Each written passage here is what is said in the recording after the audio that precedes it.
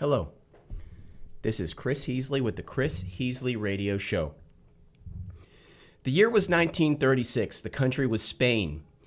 Yet another country had been overtaken by a communist infestation. Nearly 100 years ago, and the Spaniards of that time, just like the Texans of today, were watching their great land be destroyed with all of the backwards thinking that comes with leftists and their perverse ideology. The communists had fully taken Spain, including full control of the Spanish government, and a state of chaos was being inflicted on the Spanish people. Spain was in a downward spiral, dying as the cancer of leftism spread throughout the country. The situation was dire, and the Spanish had lost hope. However, there was a man that was ready to stand up to the left, and his name was General Franco. General Franco assembled an army. He assembled an army to take back the country, to begin his march on the country's capital, Madrid. As he and his army marched on Madrid, he stated that he had a, quote, fifth column operating within Spain on his behalf. What he was referring to is that he had subversive operatives within the existing communist government that were assisting his military effort. So his first, second, and third and fourth columns were attacking Spain from the exterior, and the fifth column will attack with subversive measures from within the interior. The fifth column was made up of nationalists, men who were loyal to Franco and his vision of a fully independent Spain that rejected the new world operating on behalf of the communists themselves. Where General Franco used his fifth column to save the country, does the commie left today use a fifth column to rot a country from the inside out, to rot our country from the inside out? As we watch our own country die from within, has the modern day communist effort, the globalists, have they replicated General Franco's fifth column tactic against the people of Texas? If this tactic is being deployed, we have to ask the question, is it happening right here in Harrison and Fort Bend counties? And due to an overwhelming amount of opposition through citizen activism, are we watching those leftist subversive efforts that those leftist fifth column efforts, are we watching them come undone here in Harrison, Fort Bend counties? As the corruption becomes so obvious one cannot look away, are we seeing this subversive left-wing fifth column become fully bare? Is the left's subversive measures crystallizing before our eyes? We are witnessing, we're going to go ahead now and we're going to look at both Harris and Fort Bend counties. And in Fort Bend counties, we're watching the wheels fall off the cart. And I'm going to give you 3 examples right now. The first of which involves our county judge, KP George. So our county judge county judge and Texas Democrat KP George has been indicted for conducting a social media scheme where he falsely portrayed county residents as ignorant and bigoted. So our own county judge is using his official position as the chief county executive of Fort Bend County to conduct a fraudulent scheme where he misportrays his own constituents. As the top representative of the people of Fort Bend, he smears the people of Fort Bend. Can it be more obvious that this man is aligned with an effort that is against the people of Fort Bend County? Now let's turn to Fort Bend County tax assessor, Carmen Turner, and Texas Democrat, and she is a Texas Democrat. And this week we had a whistleblower come from her office and state that a number of potential criminal schemes were operating within her office. However, one of those schemes included falsifying title transfers. Do you hear that, property owners? Falsifying title transfers. That one of the central purposes of government is to protect property rights. And here we have an allegation that the government is doing the exact opposite of that. And once again, we see our own local Fort Bend County government being used against us, being used as a weapon against us. In the first example, they're misportraying us. In the second example, there is a potential that they're actually stealing from us. But now I will turn my attention to District Judge and Texas Democrat Tamika Carter, and I'm going to tip my hat to Tamika Carter, because at least Tamika Carter is honest about their intentions, and she comes right out and says it. She says the intentions of the Texas Democrats. And Tamika Carter straight up states that implementing the law is something that she personally disagrees with. She calls it as racist. And here is her quote. Quote, "When I tell you that their tough on crime philosophy means locking up as many of us as possible, that is what they run on, and that is what they do," unquote. Tamika Carter, District Judge and Texas Democrat. While we are experiencing an epic crime wave, Tamika Carter is stating that implementing the law is immoral. At least that's how I interpret that. And there's 3 examples right there in just Fort Bend County of our county officials acting in what appears to be a subversive effort against the people of Fort Bend. It's all just a coincidence, right? How many of these instances can be named before it has to be more than just coincidences? Now we're going to turn our attention to Harris County. 2 weeks ago, we had on this show Harris County District Attorney Kim Ogg, and essentially what she described is a 2-pronged attack. These are my words, not hers. I suggest that you go watch the interview yourself. But essentially, to me, it seems as though she described a 2-pronged attack on the people of Harris County. And the first part of that attack is through something called bail reform. And essentially what that means is that judges refuse to put hardened criminals behind bars. While our police are out there making the arrests, they cannot get anything to stick, because when it goes to the judge releases these criminals. And now we are in Fort Bend County, we are having a crime wave of epic proportions. As I understand it, there's been more than 600 murders in Harris County. There's been more than 600 murders in Harris County alone. And while these judges are doing this, the crime wave continues to scale. That's part 1 of the 2-pronged attack. The second part is a fraternity, a sort of K Street that's forming in Harris County, where contracts are being handed out to friends and family, and essential county funds are being diverted from necessary things like police and law enforcement and moved into unnecessary items like, for example, COVID training. So what's happening is that they're taking the heart of our operating budget and diverting it to things that don't matter. And then the people that are getting those funds are people that are friends and family who will then make sizable campaign contributions back to the political candidates.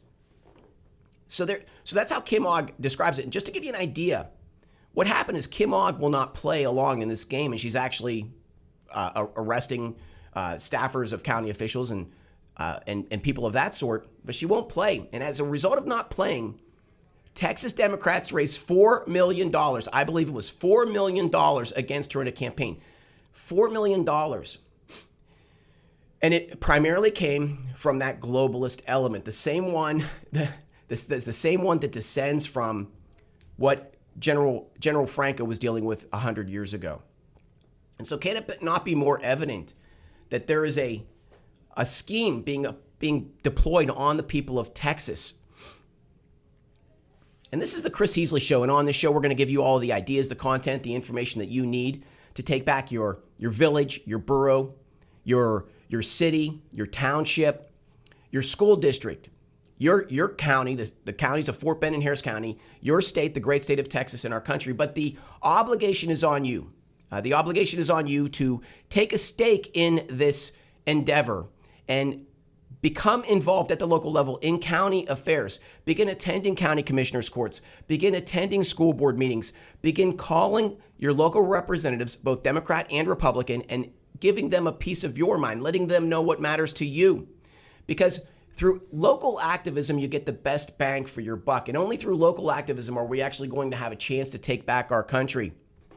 And on today's show, we have 2 people in both Fort Bend and Harris County, and I think that they're more than prepared to be able to give us a better idea of what's going on in Harris and Fort Bend counties. And so our guests today are Eddie Zuniga. And Eddie, what is your title again? I apologize. I'm the Outreach Committee Chairman for the Fort Bend County GOP. Okay, great. And Cindy Siegel, GOP chairman for Harris County. Yes. Very good, very good. Great. So Cindy, let's move to Eddie first. So Eddie, go ahead and tell me what you thought of my opening monologue. Did it something that you agreed with? Well, I think it was great. I think we had a little bit of an understanding earlier. I think that we need to start being afraid of saying the truth. Biggest thing that I tell a lot of my Fort Bend County Republican candidates that are running for office right now is that I tell them, be unafraid. Don't be afraid of these race baiters that are just looking for an opportunity for them to tell lies to their constituents about what the Republican Party really is about. I'm a Republican not because, I grew up a Republican. I grew up in Chicago. You start to think about, you really don't know the difference if you grew up in a city that all is one-sided like Democrat, and you have no idea the collective Stockholm syndrome that you have after a while, that where the lies are truth and where the truth are lies. Tamika should be ashamed of herself. She should resign at this very moment for just blanketly calling every single Republican a racist. That is one of the biggest things that we as Republicans have to fight back against. If we don't fight back against that, they're going to continue to get the votes from people that just are. I firmly believe that Democrats are good people, but their leadership continues to take advantage of their, I guess, and I hate to use this word because some people may take it as offense, their ignorance.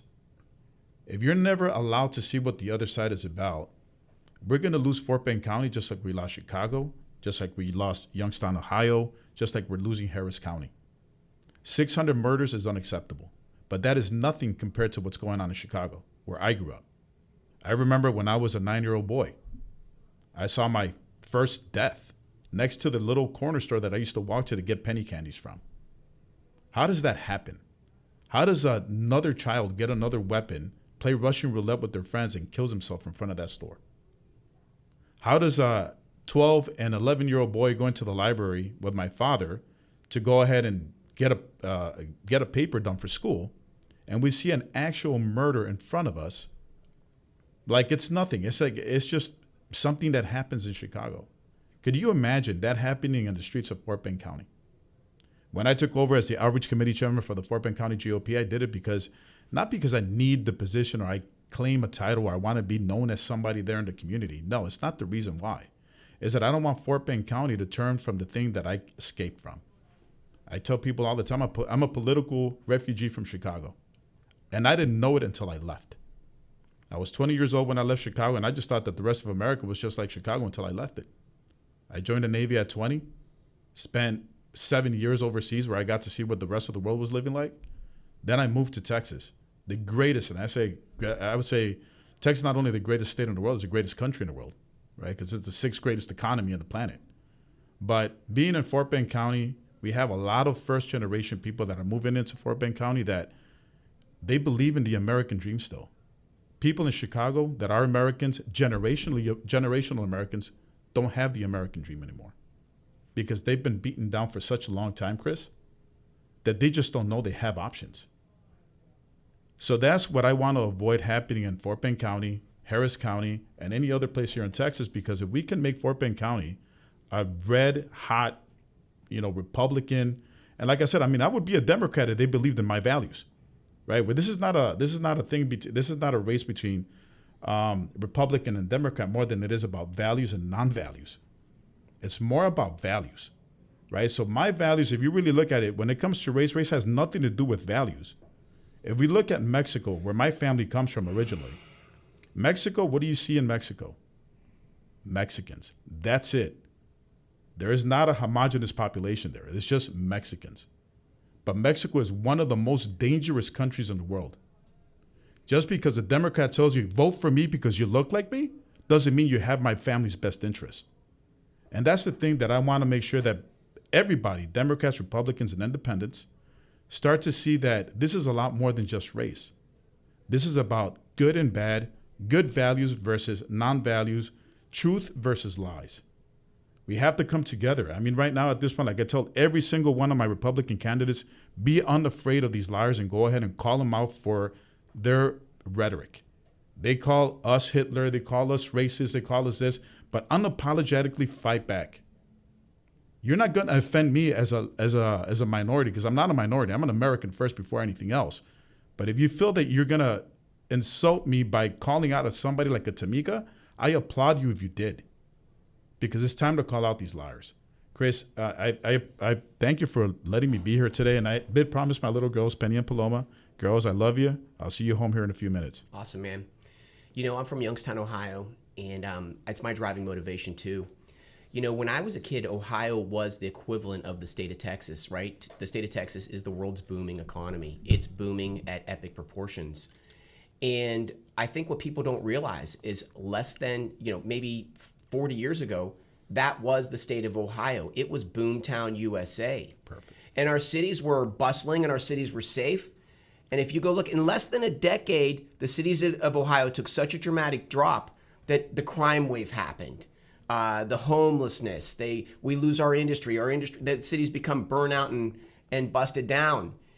And I think what it's hard for Texans to see is that is in the works here. It's without question.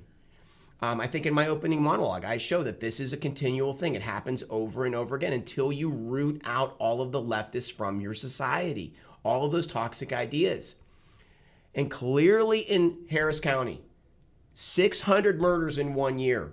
They're steering funds away from essential resources to non-essential items where friends and families get hooked up with fat cash.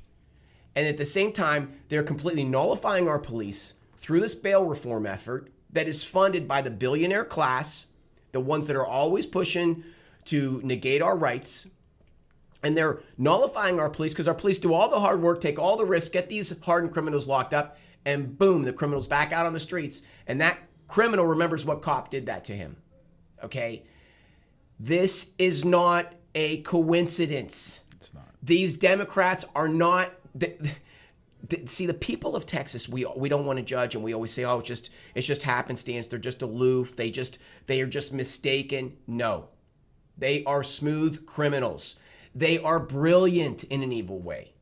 And that's what's happening right now. And I'm sorry for my terse words, but when you hear 600 murders in Harris County in 1 year, and you hear the Democrats implementing an agenda against us, and $4 million into a campaign just to make sure that continues, it's too much. It's time for Texans to stand up and start being frank about what's going on in our city. And so, with that being said, Cindy, give me your opinion on the state of Harris County and Houston. Well, let me say first, I want to address your opening remarks about Spain.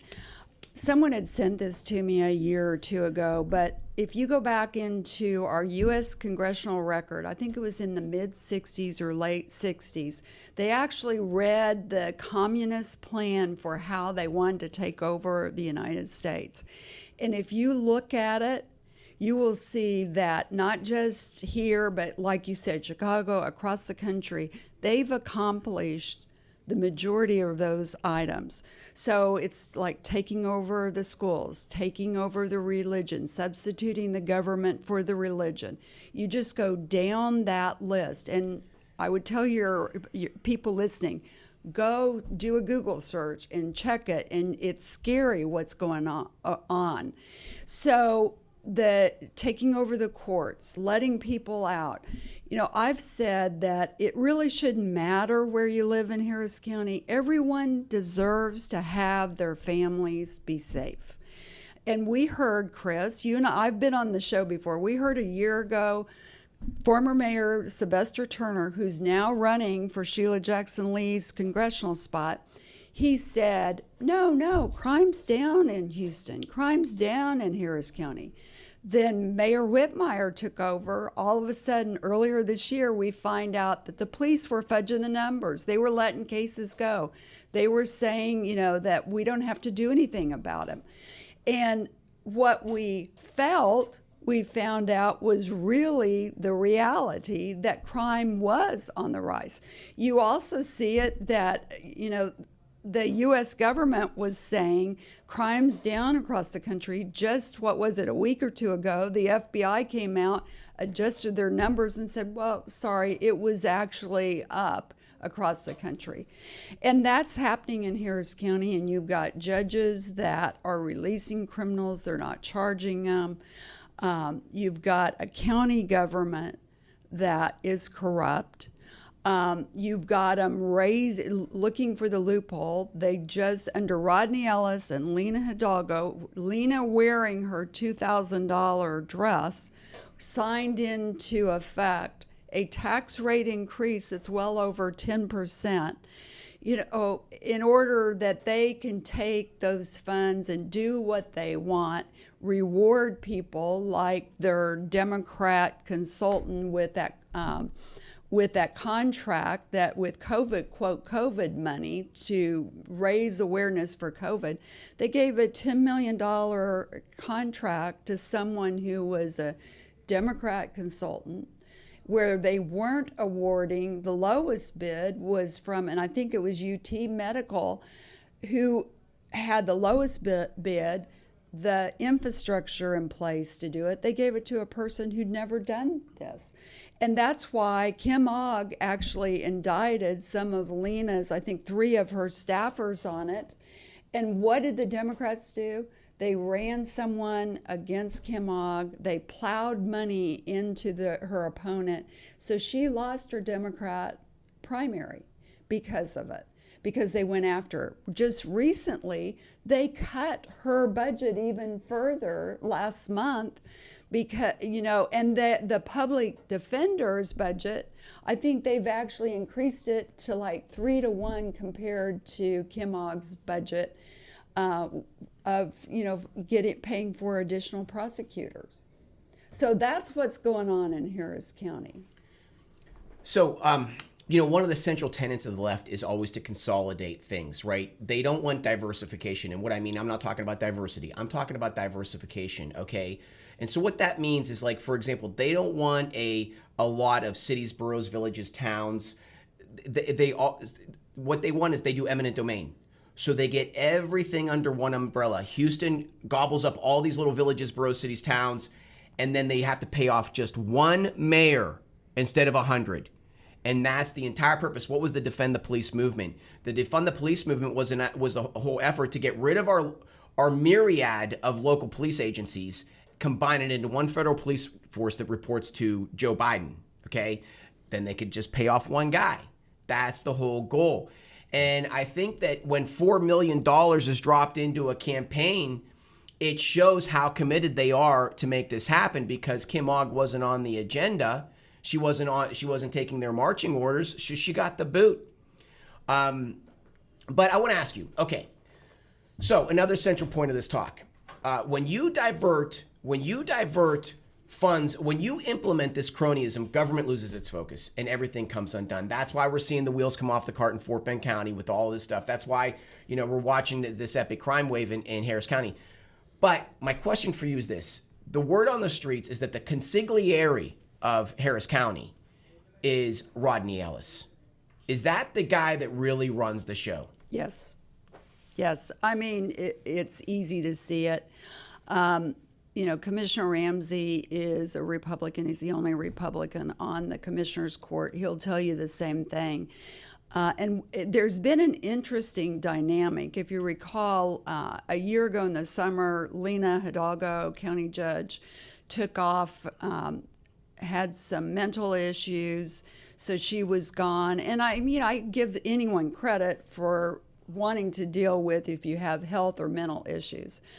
But after she came back, you can see that it's what's happened even among the Democrats. There's 4 Democrats. It's Lena Hidalgo, Rodney Ellis, Leslie Briones, and Adrian Garcia. And Rodney's calling the shots. Lena's going, if the other 2 Democrats, Adrian and Leslie, don't fall in line, Lena and Rodney are going after them because, they know they've got control. And, from Rodney, the African art collection, to Cliff Tatum, who was the election administrator 2 years ago when the Republican polls were shorted paper. And we got passed a great piece of legislation to put the elections back under the county clerk, who is a Democrat, and that's Tanisha Hudspeth.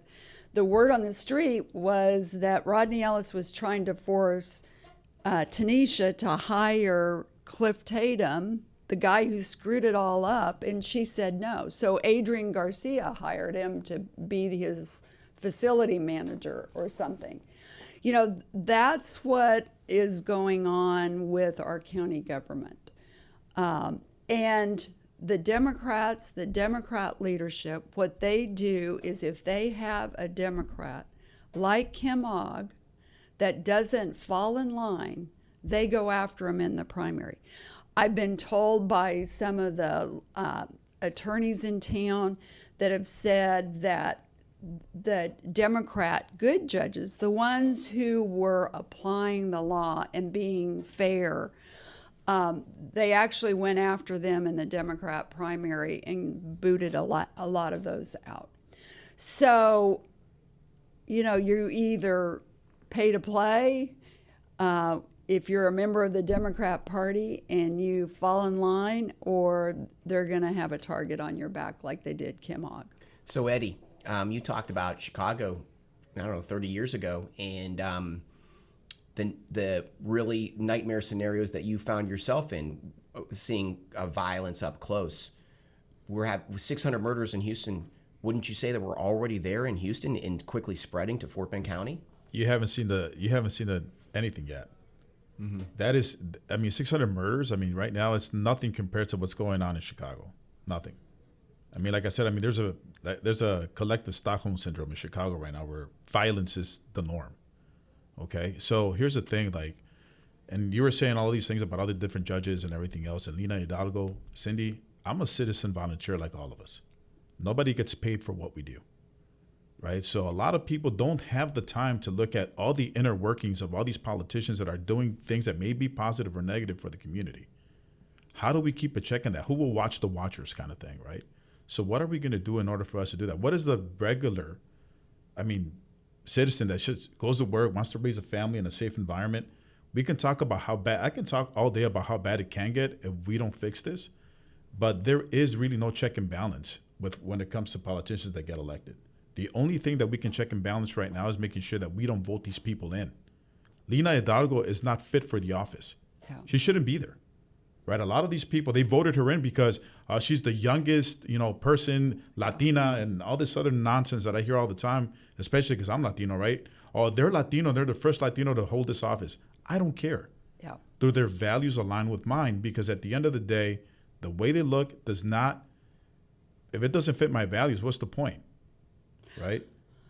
Well, that's like I get I want, I want a woman president. I said it has to be the right woman. It should be your qualifications and experience first.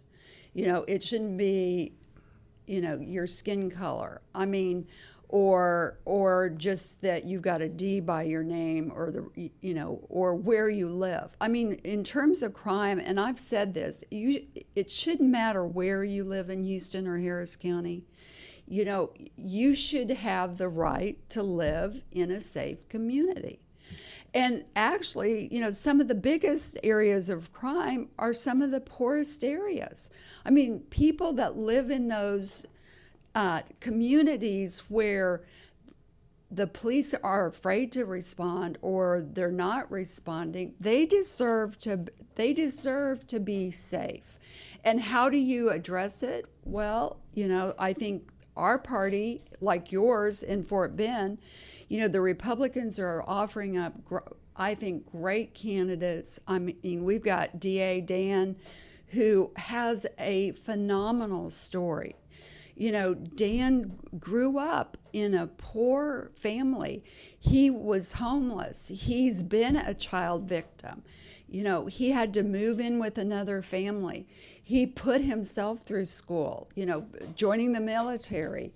And that's someone that, his experience, he understands all walks of life. This isn't just someone that is running for office to have someone, a better, some higher office that he wants to run for.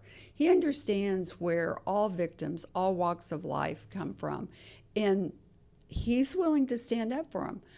And that's where I would tell voters, you know, to me, this election is about, you know, what is going on in your life now? Do you feel safe? You know, is your paycheck going further? You know, are you, if you're an older person who is a senior living on a senior's salary or Social Security, you know, are you able to afford the property taxes on the home that you've had for 40 or 50 years? You know, are Lena and Rodney going to drive you out of it? I mean, these are basic questions that I would challenge you. Don't buy into the buzzwords. But here's the opportunity for us right now, Cindy, if I may, Chris. No, go, here's our please. opportunity right now, Cindy. I love that I'm here on this radio station. It's I'm the outreach committee chairman. My goal was always to get people that don't normally wouldn't vote Republican to vote Republican. But I don't want them to vote Republican because they hate Democrats. That's not the reason why I'm here. I want to get first generation people that come from another country that still believe in the American dream, that haven't been corrupted or haven't been beaten down by the Democrat system, that still believe that they can come into this country and do something great. I am not a victim. Democrats want to align us and say that you're a victim and you can't do anything because the white person's keeping you down. Yep. How many wonderful people from the Smiley organization, the Indian Asian community that come out here in one lifetime, they're able to turn their whole family life, their whole family generational wealth forever. They do that unapologetically because they still believe in America and what we can offer here. Now, we have generations of Americans right now that believe that they are victims. Democrats are very good at keeping you as a victim. Republicans, even though they are not perfect, they at least believe in America and what we have to offer.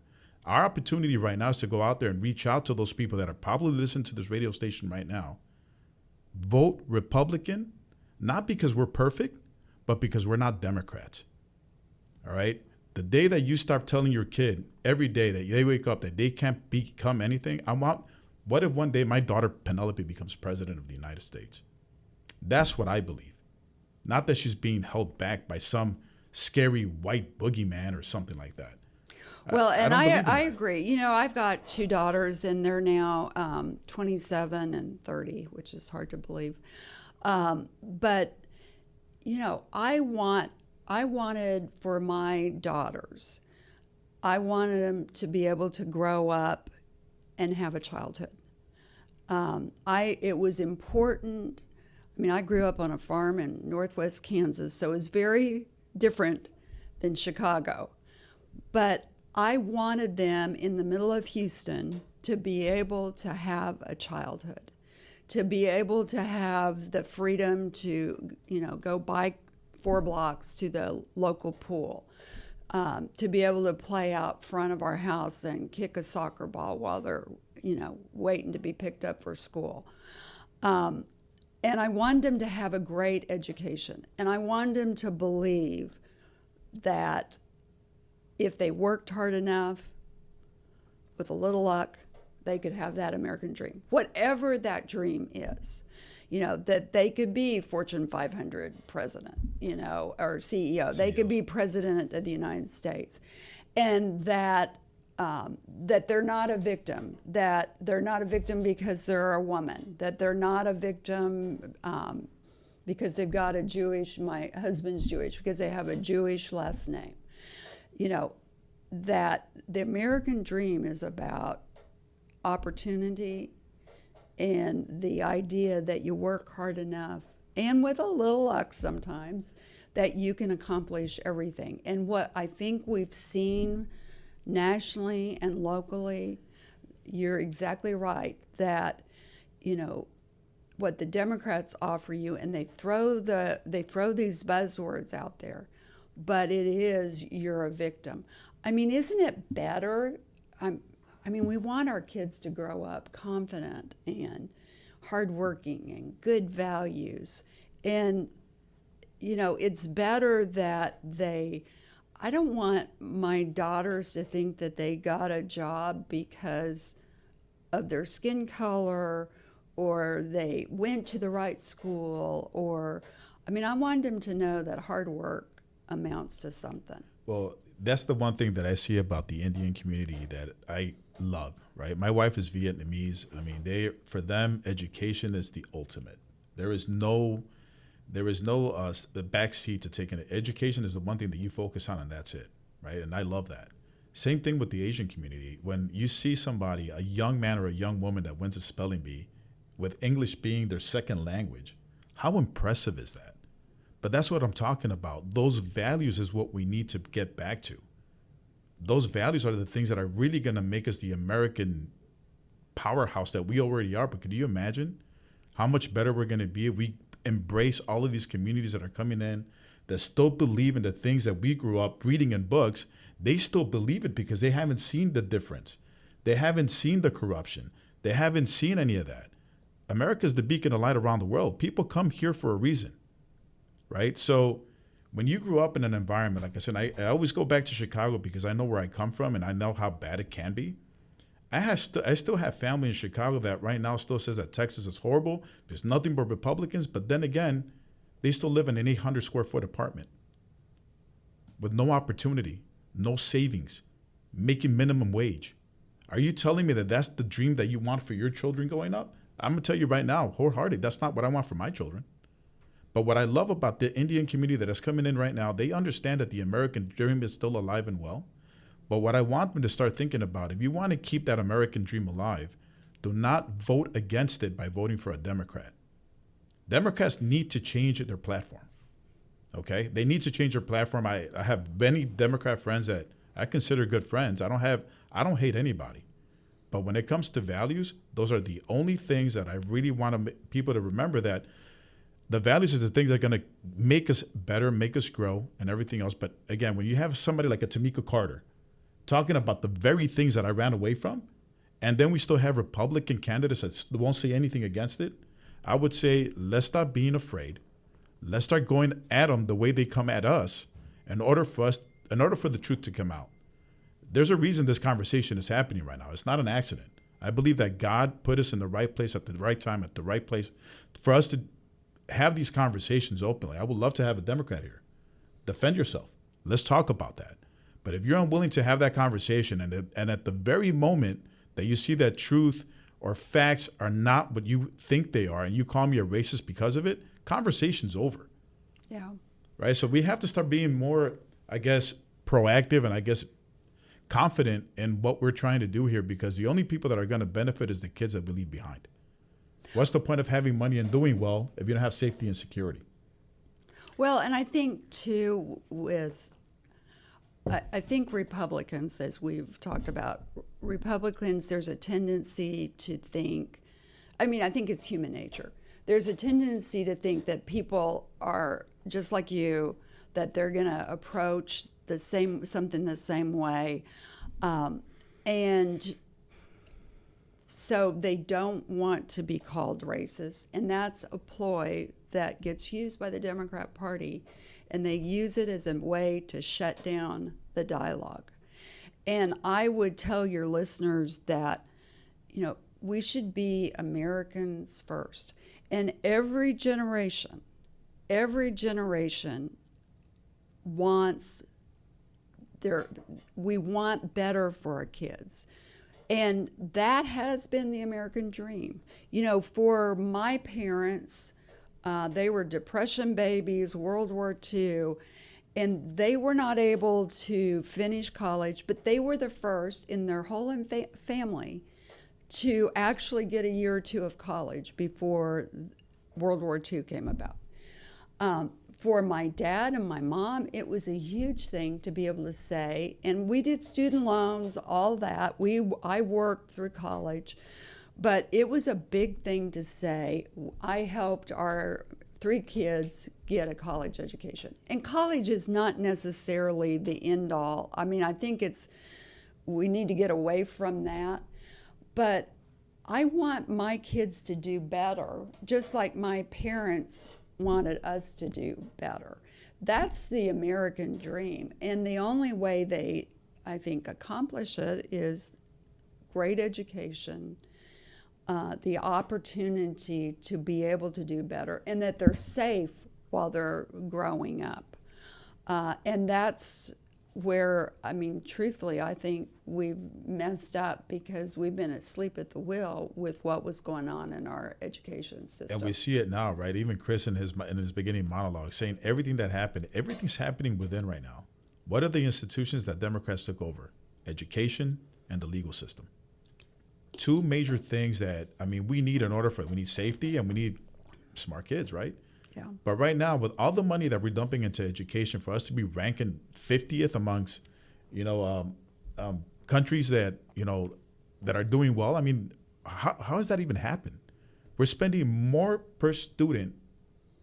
Chicago is an example, more per student than anywhere else in the country. But then again, education in Chicago is non-existent. You have kids that are graduating high school reading at the 3rd grade level. Yeah.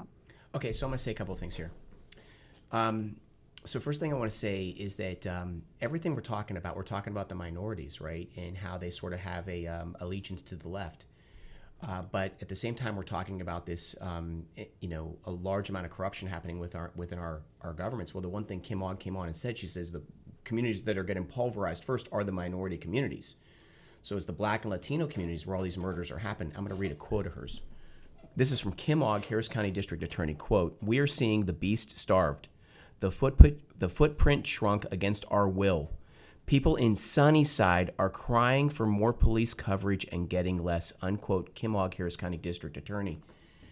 And so, again, that just sums up the problem. They're steering essential resources away from necessary items to friends and family, and then at the same time, removing any effectiveness of the police. It's a systematic attack on our people, and it's hitting our minority communities first. And while they do it, they then point the finger at the Republicans and to keep us in our seats by threatening us with the race card so that we don't say anything. To Eddie's point, he said it over and over again. You got to shrug that stuff off, and you got to go forward, and you got to fight for the county in spite of whatever names they're going to call you. And they're going to call you names, okay? But I think at the same time, with everything that we're talking about, I mean, I think that we're seeing a paradigm shift. I think that the phoenix is rising from the ashes, and the spirit of 1836 is coming to life again here in Texas.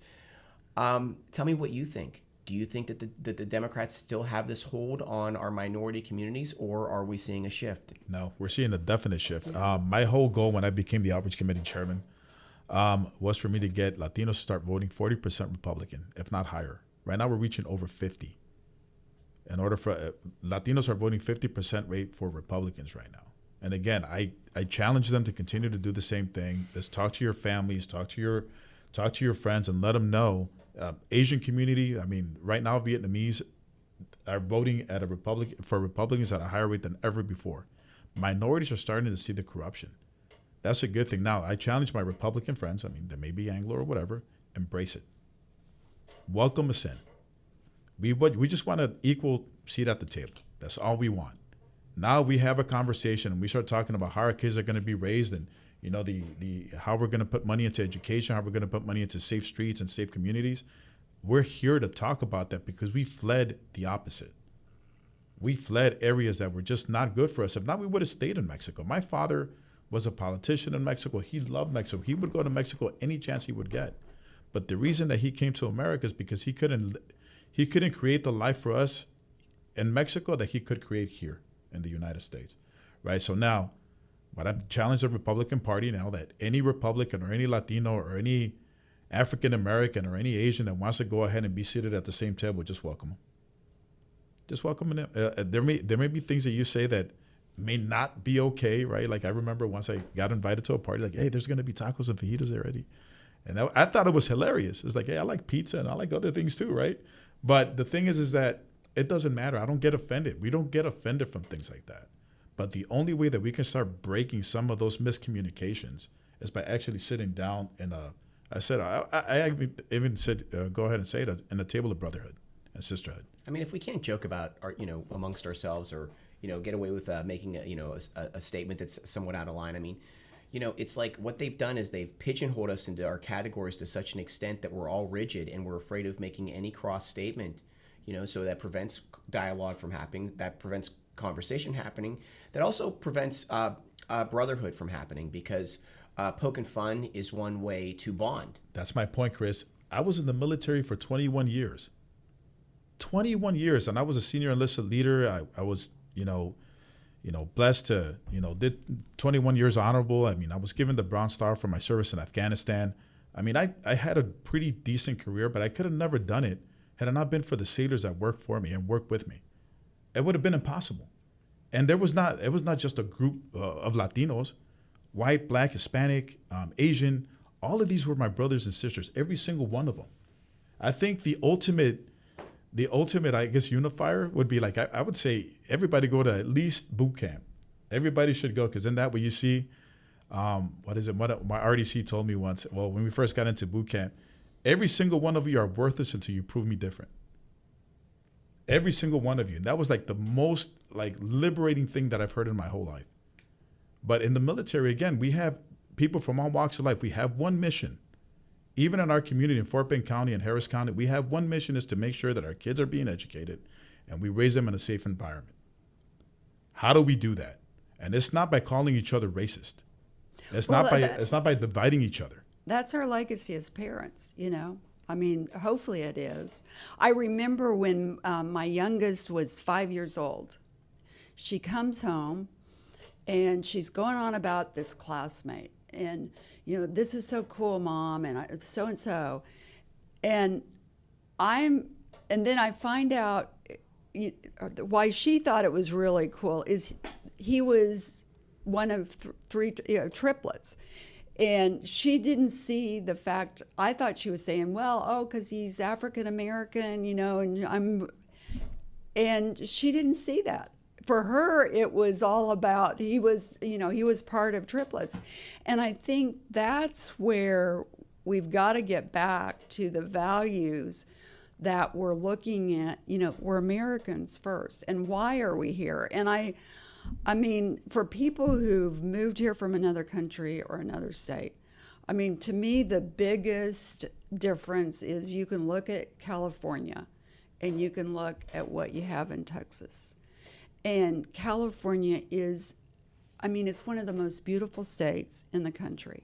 Agreed. I mean, you've got beautiful beaches, you've got the mountains, you've got the desert, you've got the redwoods. But the Democrat policies have ruined it. You go to LA and the crime, I've been there on business, you stay downtown, it's not safe to walk a half a block.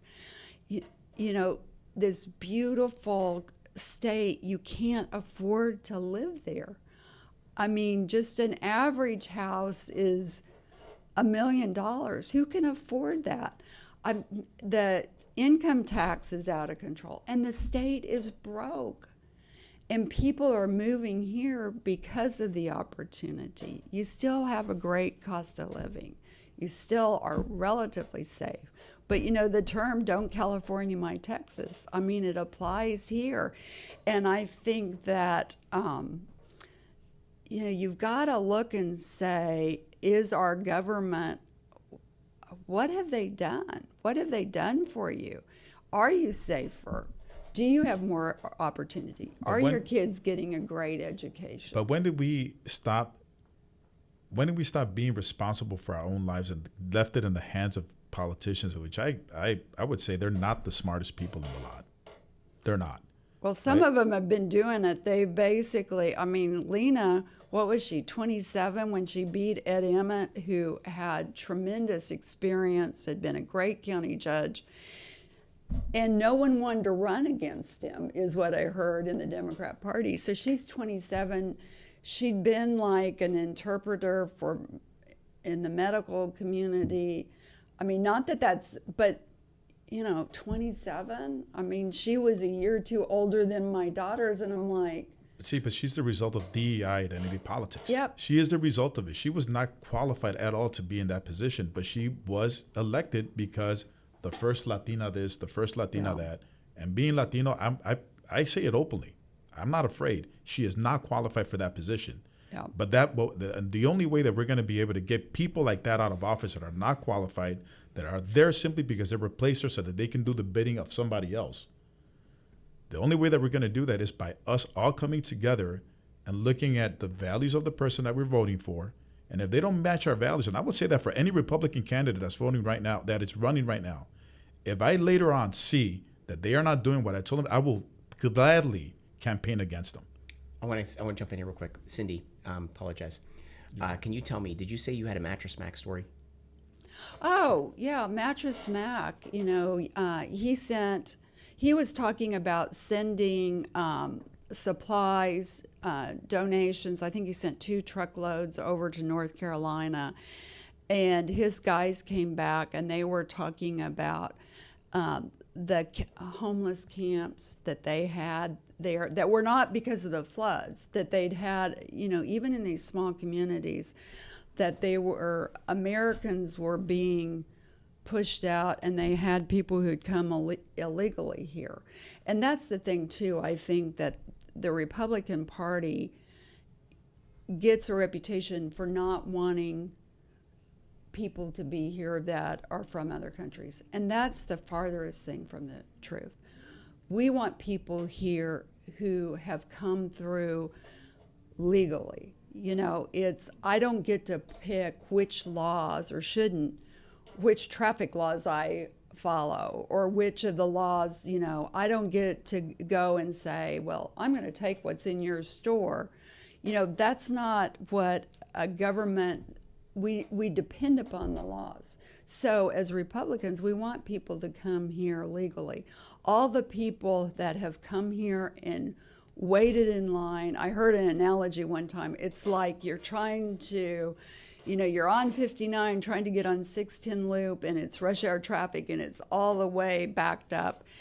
And that person comes, those 2 cars, and they're blocking all the traffic trying to cut over, and you've been waiting 40 minutes in that line. It's the same sort of thing. We want people to come. Our country depends upon people coming here and immigrating. I would take it even further. I would say, who are we bringing into the country? Are they a net benefit to their country? They're going to come in here and go on Social Security and welfare, and those are the things that we don't need here. Yeah. Just remember back in New York when we had the influx of the Italian population, the Italian migrants that came in. We didn't have welfare. We didn't have social services back then. And New York became one of the greatest cities in the world, right? But here's the thing is that we started thinking about, Cindy, right? You talked about California. We talked about different places. Could you imagine how heartbreaking that is for some of the Americans that are there, that live in California right now, that feel that they're not being represented by their country? There's no reason why the rest of the country can't be like Texas. No reason, right? But now instead of them trying to be like Texas, they want us to become like them. But that's why we need everybody. We had 6 elections last midterm. And I've been telling everybody, don't just vote for this election. Vote for the midterms too. We lost 6 great candidates.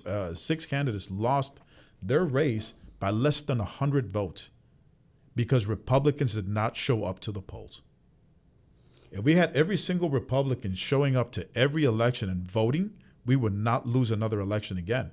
But we need to be engaged. We have to believe that our vote counts. And that's a perfect example of people not voting, that we're losing 6 elections by less than 100 votes. Your vote counts. Well, I just want to say here, just to finish up, guys, I appreciate both of you. It was an incredible conversation. Typically, I kind of go down deep into all of the problems and the issues that we're going through.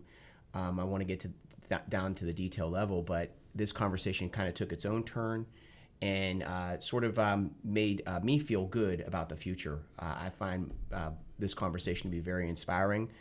I think that, like I said, I think that good things are coming, and I think that both of you conveyed that very well. So I do appreciate both your times. And that ends the show. So I appreciate everyone, and I thank you guys very much. This is Chris Heasley with the Chris Heasley Radio Show. See you next Saturday, 10 a.m.